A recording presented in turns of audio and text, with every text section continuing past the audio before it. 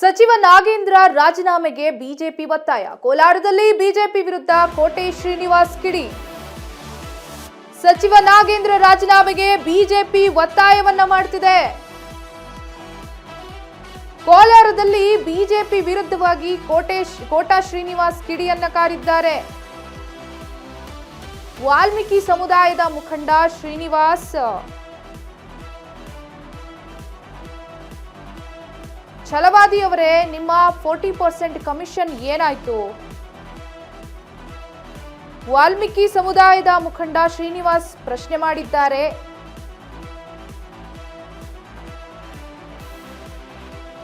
ಭೋವಿ ಅಭಿವೃದ್ಧಿ ನಿಗಮದ ಸ್ಕ್ಯಾಮ್ ಏನಾಯ್ತು? ಮಾಜಿ ಸಿಎಂ ಬಿಎಸ್ವೈ ಫೋಕ್ಸೋ ಆರೋಪ ಏನಾಯ್ತು? ಇವುಗಳ ಬಗ್ಗೆ ಯಾಕೆ ಬಿಜೆಪಿ ನಾಯಕರು ಧ್ವನಿ ಎತ್ತಲ್ಲ?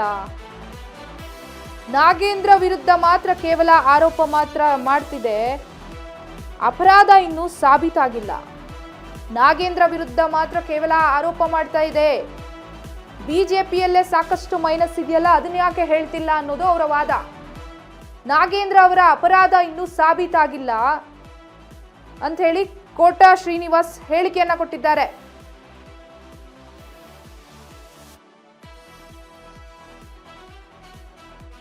ಕೋಲಾರದಲ್ಲಿ ಬಿಜೆಪಿ ವಿರುದ್ಧ ಕೋಟಾ ಶ್ರೀನಿವಾಸ್ ಕಿಡಿಯನ್ನ ಕಾರಿದ್ದಾರೆ. ಸಚಿವ ನಾಗೇಂದ್ರಗೆ ರಾಜೀನಾಮೆ ಕೊಡಬೇಕು ಅಂತ ಹೇಳಿ ಬಿಜೆಪಿಯವರು ಏನು ಒತ್ತಾಯಿಸ್ತಾ ಇದ್ದಾರೆ, ಪ್ರತಿಭಟನೆಯನ್ನ ಮಾಡ್ತಿದ್ದಾರೆ.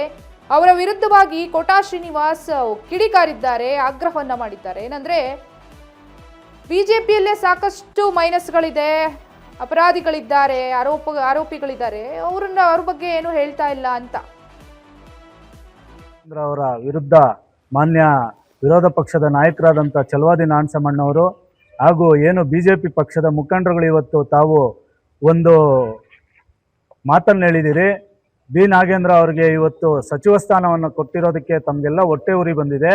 ಏನು ಇವತ್ತು ರಾಜ್ಯದಲ್ಲಿ ತಾವು ಮಾಡಿರುವಂಥ ಗನಂದಾರಿ ಕೆಲಸಗಳು ಹಾಗೂ ತಮ್ಮ ಕೇಂದ್ರ ಸರ್ಕಾರ ಮಾಡಿರುವಂಥ ಗನಂದಾರಿ ಕೆಲಸಗಳು 40% ಕಮಿಷನ್ ಇರ್ಬೋದು, ಭೋವಿ ನಿಗಮದ ಹಗರಣ ಇರ್ಬೋದು, ಹಾಗೂ ಟ್ರಕ್ ಟರ್ಮಿನಲ್ ಹಗರಣ ಇರ್ಬೋದು, ಹಾಗೂ ಏನು ದೇಶದಲ್ಲಿ ಮಕ್ಕಳ ಭವಿಷ್ಯವನ್ನು ಹಾಳು ಮಾಡಿರುವಂಥ ಒಂದು ನೀಟ್ ಎಕ್ಸಾಮ್ ಇರ್ಬೋದು, ಇಂಥ ಎಲ್ಲ ಆರೋಪಗಳನ್ನು ತಮ್ಮ ಮೇಲಿಟ್ಕೊಂಡು ಇವತ್ತು ನಿರಾಧಾರಿತವಾದ ಏನು ಬಿ ನಾಗೇಂದ್ರ ಅವರು ಒಬ್ಬ ದಲಿತ ಯುವಕ, ಇವತ್ತು ಮುಂಚೂಣಿ ನಾಯಕತ್ವವನ್ನು ವಹಿಸ್ಕೊಳ್ಳಿಕ್ಕೆ ಅವರು ನಮ್ಮ ವಾಲ್ಮೀಕಿ ಸಮುದಾಯದ ಯುವಕನಾಗಿ ಎಲ್ಲರಿಗೂ ಒಂದು ಪ್ರೋತ್ಸಾಹ ತುಂಬುವಂಥ ಸಂದರ್ಭದಲ್ಲಿ ತಾವು ಹೇಳ್ತಾ ಇದ್ದೀರಿ ಅವ್ರನ್ನ ಸಚಿವರನ್ನಾಗಿ ಮಾಡಿದ್ದಕ್ಕೆ ತಾವು ವಿರೋಧ ವ್ಯಕ್ತಪಡಿಸ್ತೀವಿ ಅಂತ ಮಾನ್ಯ ಛಲವಾದಿ ನಾರಾಯಣಸ್ವಾಮಣ್ಣವ್ರಿಗೆ ಹಾಗೂ ಬಿಜೆಪಿ ಪಕ್ಷದ ಎಲ್ಲ ಮುಖಂಡರಿಗೂ ಈ ಮೂಲಕ ಎಚ್ಚರಿಕೆಯನ್ನ ಕೊಡ್ಲಿಕ್ಕೆ ಇಚ್ಛೆ ಪಡ್ತೇವೆ.